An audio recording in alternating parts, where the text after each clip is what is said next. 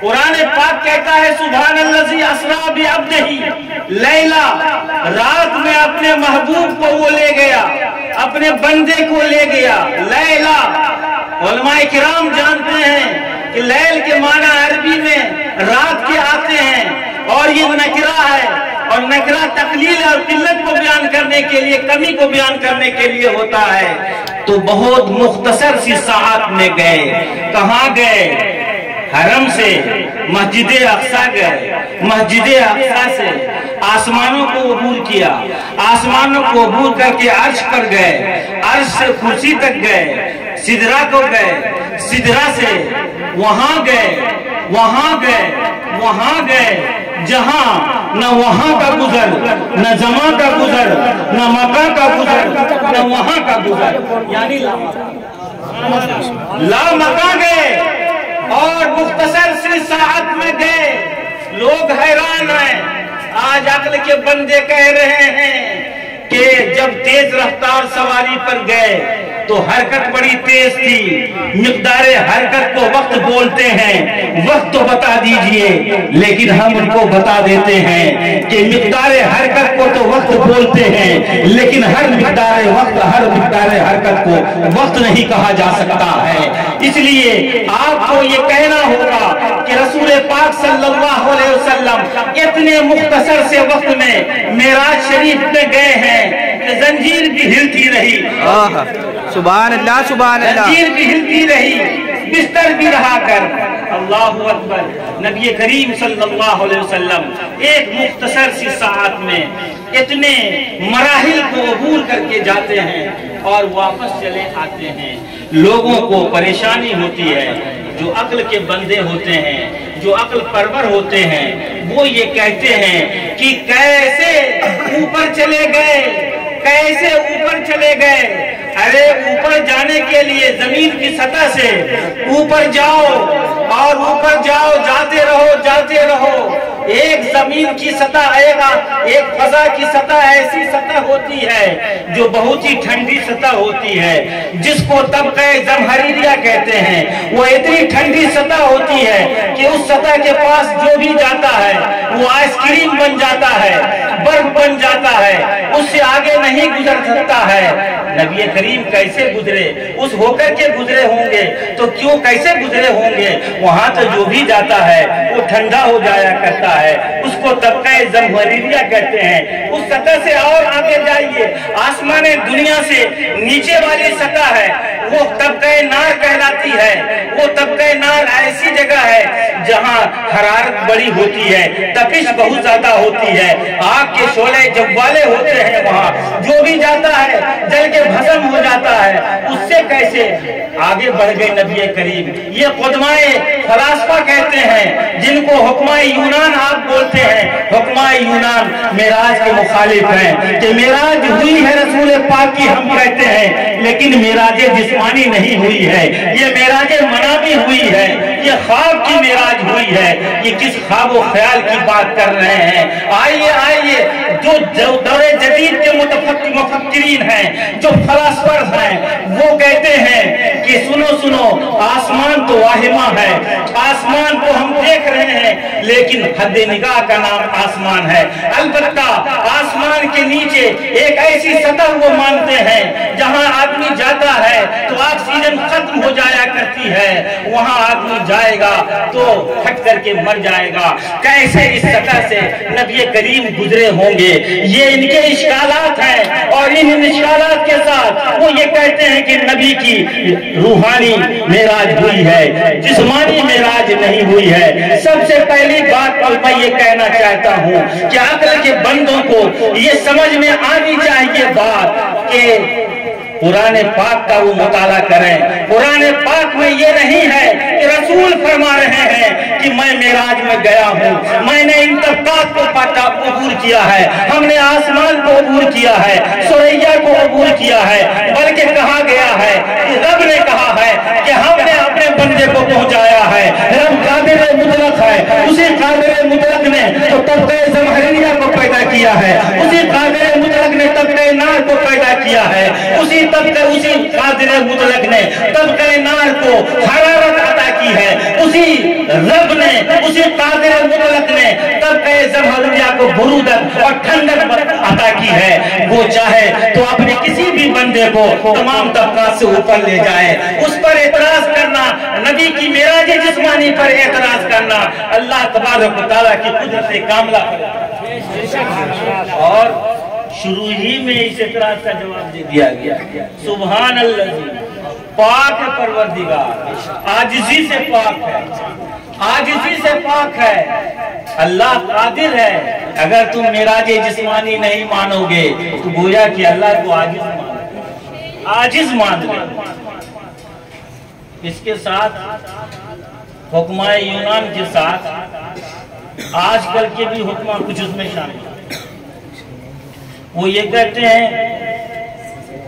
یہود بھی بولتے ہیں، عیسائی بھی بولتے ہیں کہ معراج جسمانی کیسے ہو سکے. میں کہتا ہوں سب بولیں، آدمی کو نہیں بولنا. سب بولیں، عیسائی کو نہیں بولنا.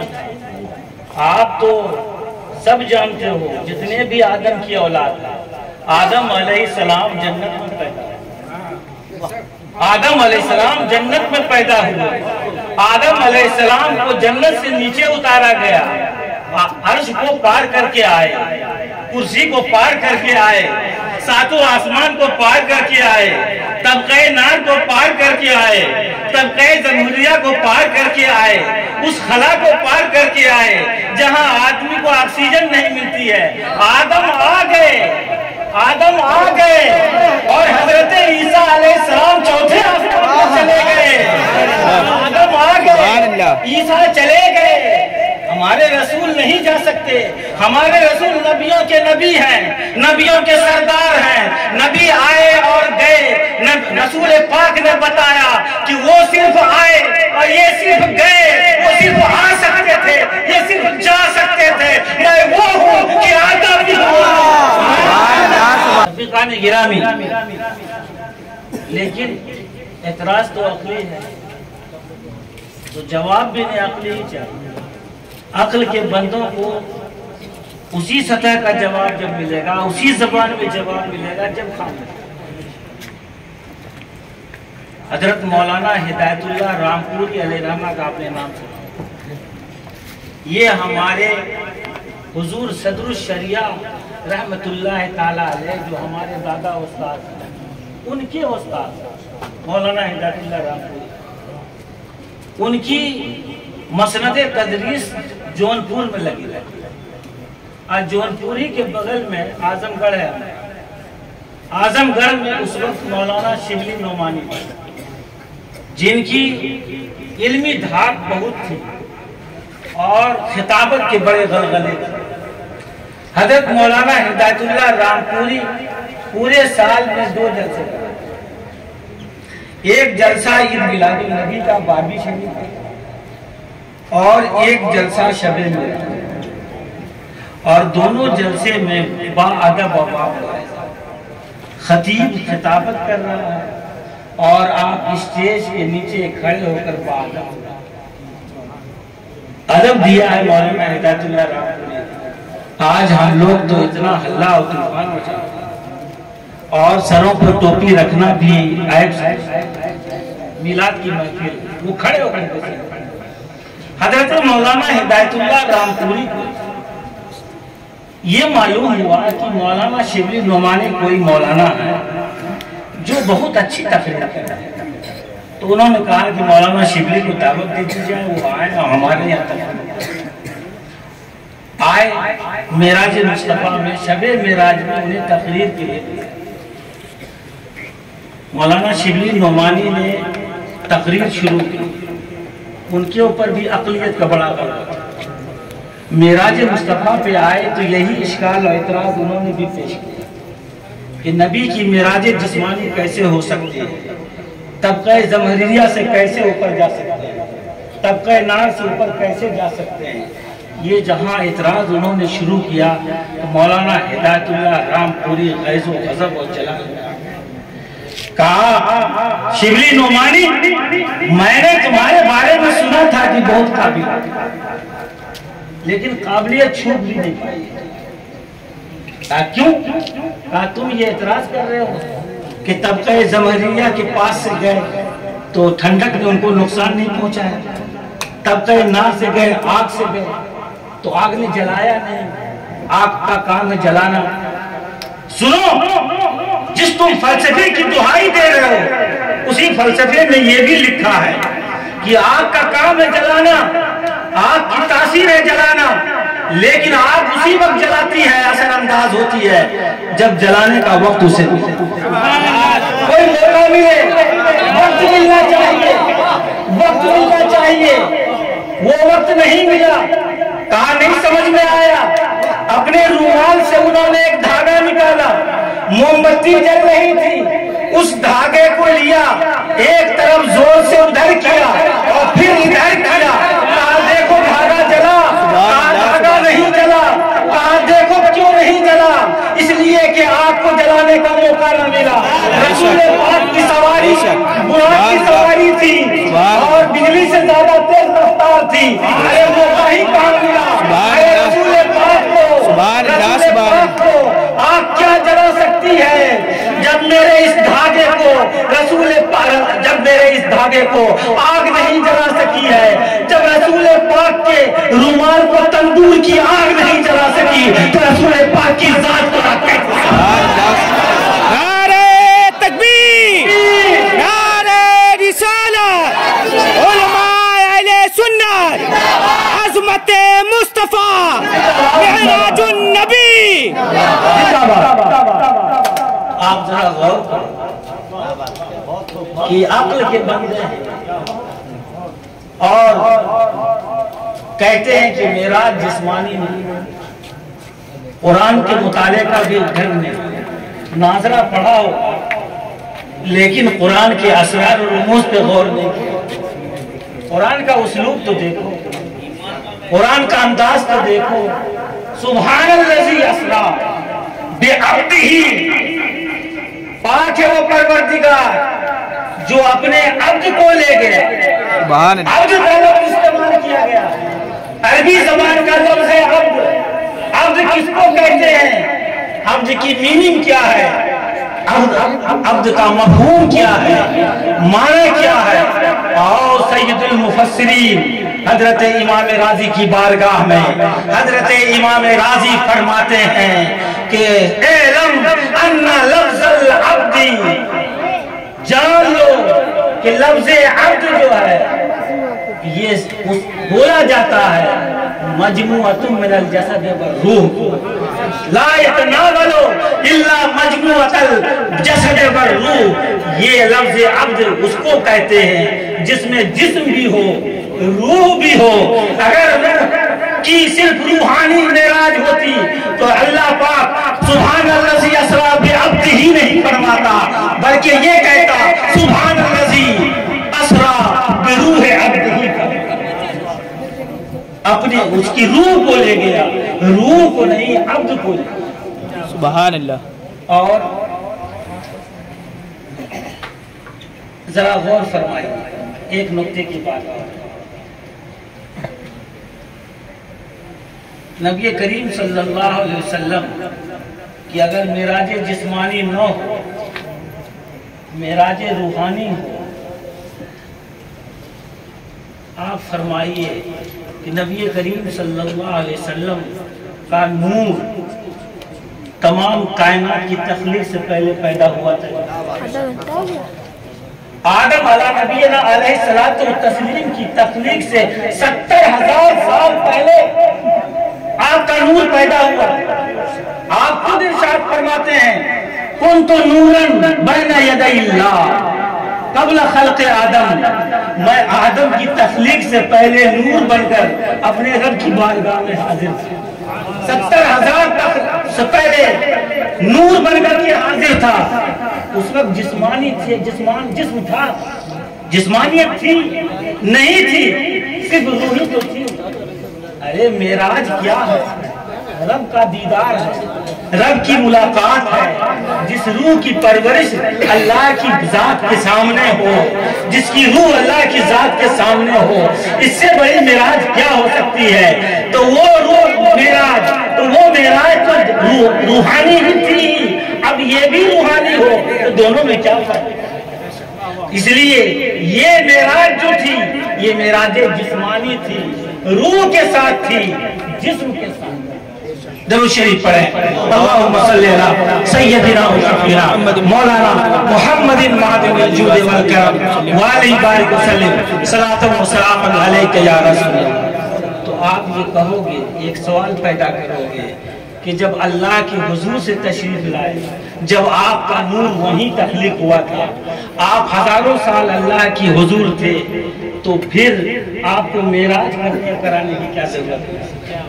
رسول پاک کی یہ معراج تو ہوئی تھی دوستو، وہ معراج کرانے بھی گئے تھے، فرشتوں کی معراج کرانے گئے تھے، انبیاء کرام کی معراج کرانے گئے تھے، مسجد حرام سے مسجد اقصی گئے ہیں، منادی کر دی گئی ہے جتنے بھی انبیاء کرام ہیں مسجد اقصی چلیں، اور مسجد اقصی میں انبیاء کرام پہنچتے ہیں، نبی کریم کی زیارت کرتے ہیں، نبی کریم کی زیارت اور ان کی قضا میں نماز پڑھنا یہ نبیوں کی معراج ہے۔ رسول پاک اپنی بھی معراج فرما رہے ہیں اور انبیاء کرام آپ آسمان پر گئے ہیں، آسمان پر گئے ہیں۔ حضرت عائشہ صدیقہ رضی اللہ تعالی عنہ ارشاد فرماتی ہیں کہ نبی کریم نے ارشاد فرمایا، اور جب یہ السمائے مجھے آسمان پر لے جایا گیا، فرشتے جمع ہو گئے، فاذن جبریل امین نے اذان دی ہے اس وقت، فظننت الملائکۃ، ملائکہ نے یہ سمجھا ہے کہ ان جبریل یومہم، جبریل امین ان کی امامت کریں گے، لیکن ایسا نہیں ہوا۔ جب امامت کی باری آئی ہے تو جبریل امین نے مجھے آگے بڑھایا ہے، فامنتہم، تو میں نے فرشتوں کی امامت کی ہے۔ فرشتوں کی امامت کرنا، فرشتوں کا زیارت کرنا یہ ان کی معراج ہے۔ رسول پاک کی بھی معراج ہوئی ہے لیکن فرشتوں کی بھی معراج ہوئی ہے۔ سبحان اللہ سبحان اللہ۔ فرشتوں کی بھی معراج ہوئی۔ درود شریف پڑھیں، اللہم صلی علی سیدنا و شفیعنا مولانا محمد معدن الجود والکرم وآلہ بارک وسلم صلاۃ و سلام علیک یا رسول اللہ۔ آپ اس معراج کو اس زاویے سے بھی دیکھیں کہ حضرت موسیٰ علی نبینا علیہ الصلوۃ والتسلیم اولو العزم رسول اللہ،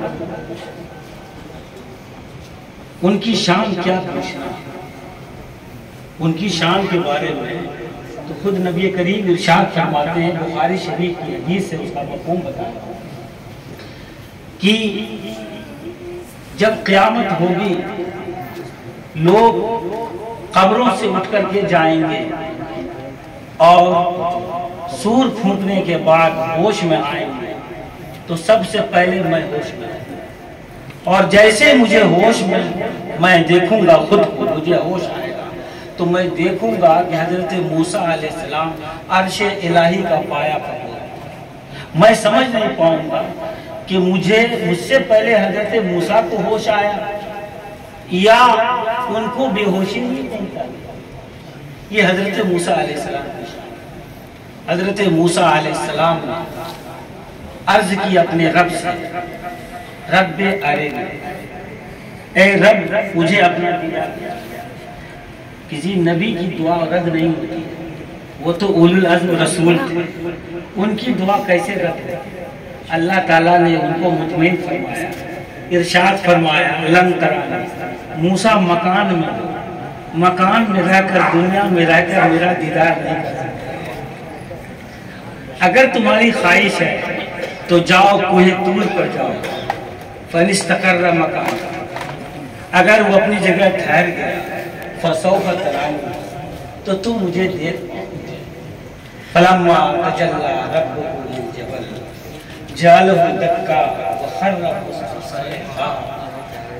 اللہ تبارک و تعالیٰ کی تجلی آئی، نمودار ہوئی کوہ طور پر، کوہ طور چکنا چور، اور نبی کریم صلی اللہ علیہ وسلم نے جس موسیٰ کی تعریف کی تھی اور اولو العزم رسول، ان کا حال یہ کہ خر موسیٰ بے ہوش ہو کر گر گئے، وارفتہ ہوش ہو کر۔ اب ذرا غور فرمائیے کہ طور کی تجلی آئی اور موسیٰ علیہ السلام وارفتہ ہوش،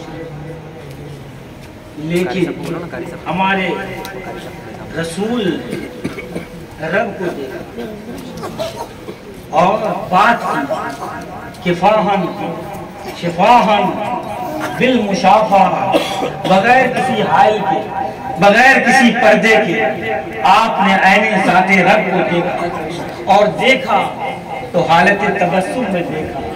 اسی لیے تو کسی نے کہا کہ موسیٰ ز ہوش رفت بیک پر تبے جمال، تو عین ذات میں نگری در حالت تبسمی۔ ایک تجلی سے موسیٰ علیہ السلام وارفتہ ہوش ہو گئے، تم تو عین ذات کو دیکھ رہے ہو، وہ بھی مسکرا کر کے۔ قرآن نے تصویر کھینچی ہے، ما زاغ البصر وما طغیٰ، آنکھیں بھی نہیں جھپکی ہیں، پلک بھی نہیں جھپکی ہے، آپ نے دیکھا۔ اور ایک زاویے سے اور غور کرو، موسیٰ علیہ السلام نے تو دیدار الہی کی تمنا کی۔ قرآن بول رہا ہے، آیت کہہ رہی ہے، کوئی آیت دکھا دو۔ آیت تو بہت بڑی کی بات ہے، کوئی ضعیف سے ضعیف حدیث بھی نہیں بتا سکتے ہو کہ نبی کریم صلی اللہ علیہ وسلم نے دیدار الہی کی عرضی لگائی، دیدار الہی کی عرضی لگائی اور یہ کہا کہ اے رب ہم تجھے دیکھنا چاہتے ہیں۔ ہر نبی دیکھنا چاہتا، ہر شخص دیکھنا چاہتا، لیکن ہمارے رسول نے دیدار الہی کی تمنا ظاہر نہیں کی۔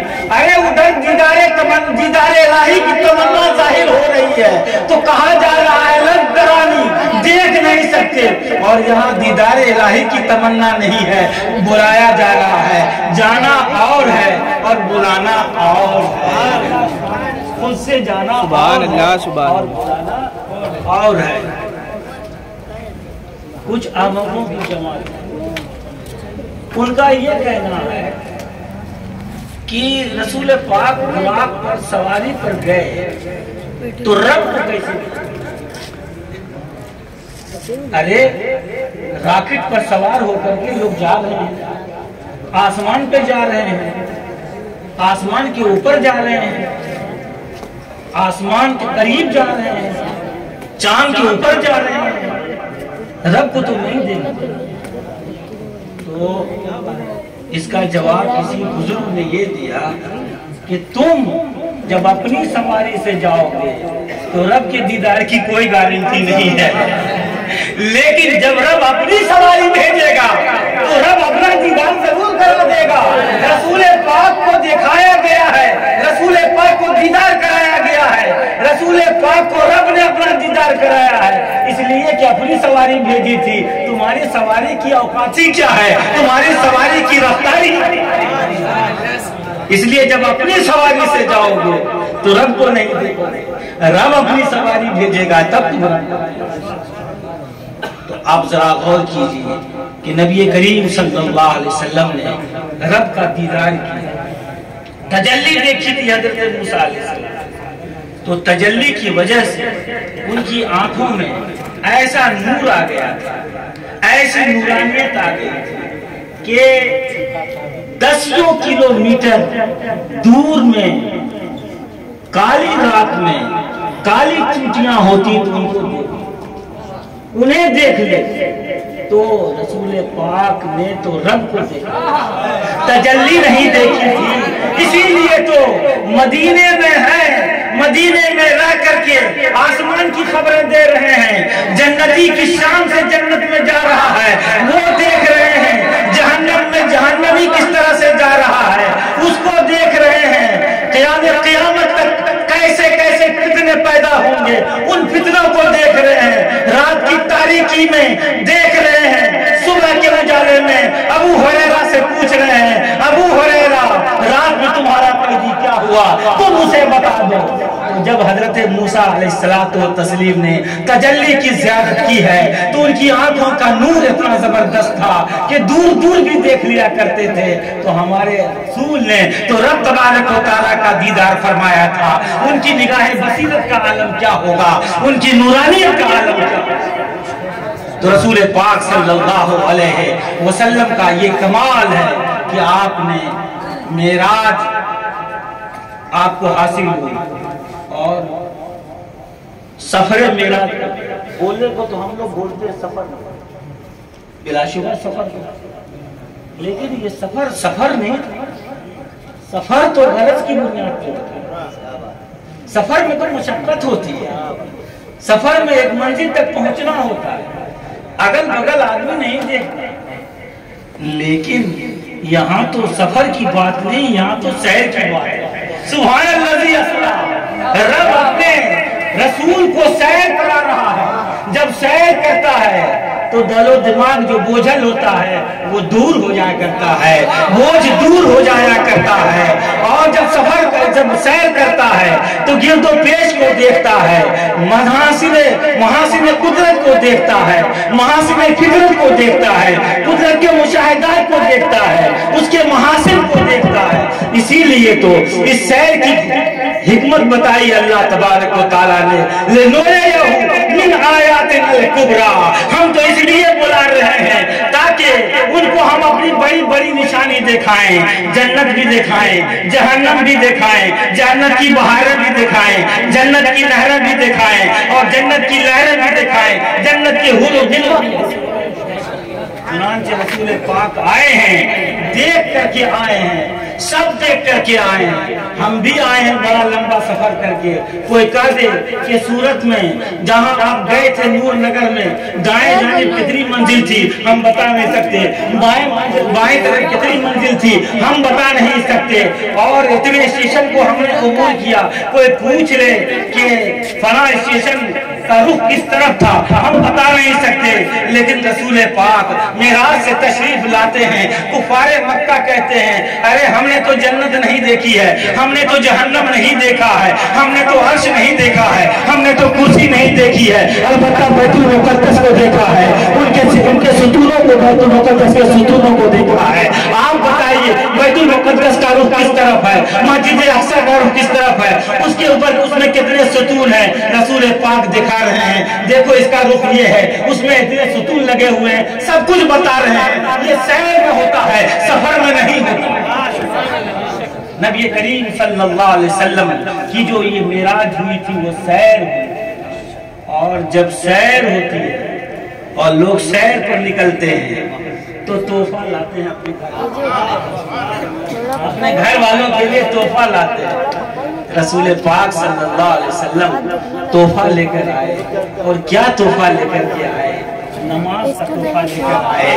اس لیے تو رسول پاک نے فرمایا الصلاۃ معراج المومنین, نماز مومنین کی معراج ہے. رسول پاک نے ایک مرتبہ معراج فرمائی ہے, لیکن اپنے امتی کے لیے ہر روز 5 وقت کی معراج کا اہتمام فرما دیا ہے. ہر رکعت میں 2 سجدے ہوتے ہیں, ہر سجدے میں آدمی اپنی معراج کرتا ہے. جب ہر سجدے میں رب کے حضور ہوتا ہے, رب کے حضور ہونا ہی معراج ہے. تو اللہ تبارک و تعالیٰ نے ان کی امت کے لیے نماز کا تحفہ دیا ہے. اس تحفے کی قدر کرو. تحفہ چھوٹا سا بھی ہوتا ہے نا, اس کی قدر کی جاتی ہے. یہ تحفہ کس نے دیا ہے, اس نے دیا جس سے بڑا کوئی نہیں ہوتا ہے, اور ایسا تحفہ دیا ہے جس سے بڑا کوئی تحفہ نہیں ہو سکتا ہے.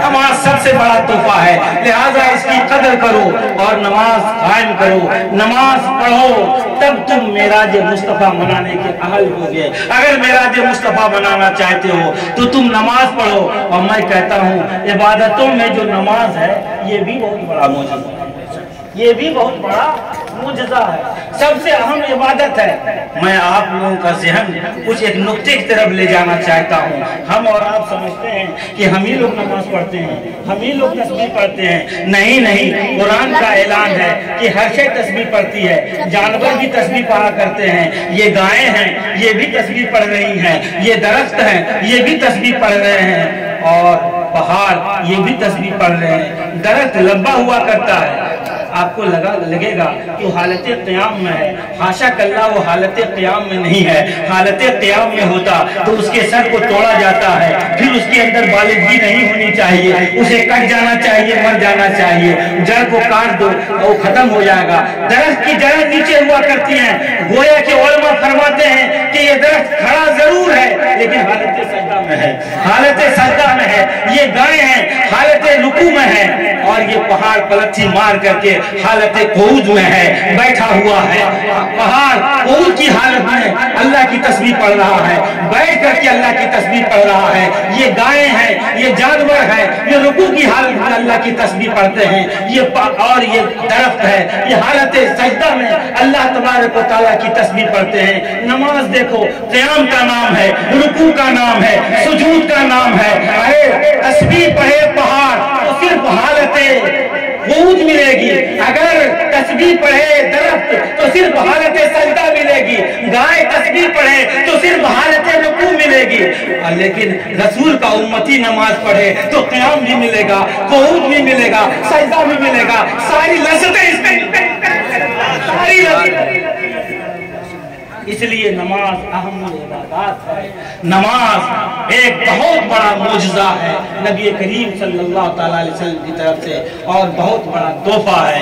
اللہ تبارک و تعالیٰ کی بارگاہ میں دعا ہے کہ اللہ تبارک و تعالیٰ معراج مصطفیٰ کے صدقے اس تحفہ معراج کو اپنی زندگی کا حصہ بنانے کی توفیق رفیق عطا فرمائے۔ استغفر اللہ ربی من کل ذنب واتوب الیہ، وآخر دعوانا الحمدللہ۔